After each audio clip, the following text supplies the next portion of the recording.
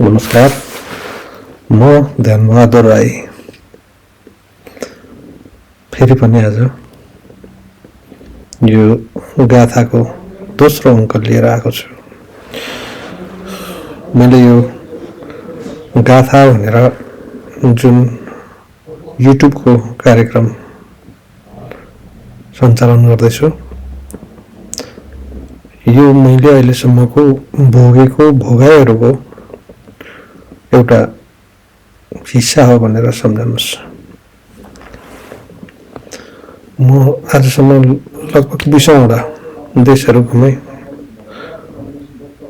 दुःख सुख गरेँ, ठाउँ ठाउँमा अनेकन कष्टहरू भोगेँ।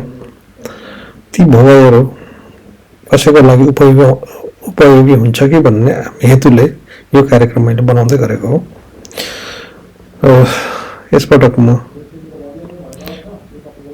केही छोटो समयको लागि भए पनि उज्बेकिस्तानको तास्किन भन्ने ठाउँमा आएको छु र यो उज्बेकिस्तानको तास्किन भन्ने ठाउँ चाहिँ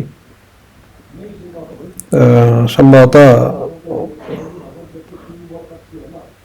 न्युजिल्यान्ड यतापट्टि अफगानिस्तानको झल्को दिने ठाउँ रहेछ। तर जब म दिल्लीको एयरपोर्टबाट एयर उज्बेकमा चढेँ, कल्पना गरेको भन्दा फरक अनुभूति भयो। यहाँ यो ठाउँ पर क्यापिटाको हिसाबले खासै धनी देश होइन।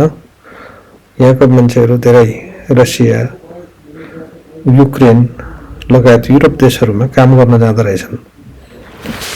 तर यहाँ जब म आएँ, मैले देखेको र भोगेको कुरो चाहिँ के हो भने, यहाँ जति पनि काम गर्नेहरू धेरै जसो कि त रसियन देखियो, कि भने युक्रेनी र ताजिकिस्तान, अजरबैजानकाहरू देखिँदो रहेछ।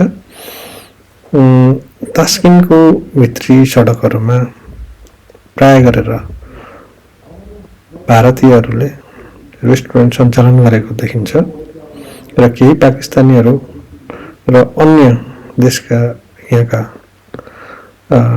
मान्छेहरूसँग मिलेर, यहाँका बिजनेस पर्सनहरूसँग मिलेर काम गरिरहेको अथवा बिजनेस गरिरहेको देखिन्छ। सामान्य हिसाबमा भन्ने हो भने बाहिरी देखावटी रूपमा चाहिँ युरोपभन्दा कुनै पनि कम देखिँदैन। आज जनवरीको 17 तारिक हो। हिजो म एयरपोर्टमा आउँदाखेरि खासै हिउँ परिरहेको थिएन, तर आज दिनभरि हिउँ परेर बाहिरपट्टि 2 फिट 3 फिटसम्म हिउँ छ र तापक्रमको हिसाबले -24 डिग्री सेल्सियससम्म हुँदो रहेछ। यहाँ नेपालीहरू पनि यहाँ काम गर्न आएको देखियो, तर अधिकांश चाहिँ यहाँनिर फ्रड गर्नेहरू, ठग्नेहरू रहेछन्। अब पाकिस्तानीहरूले बढी यहाँ फ्रड गरेको देखिँदो रहेछ। मैले धेरै ठाउँमा गएर गरेँ, देखेँ, सोधपुछ गरेँ। अब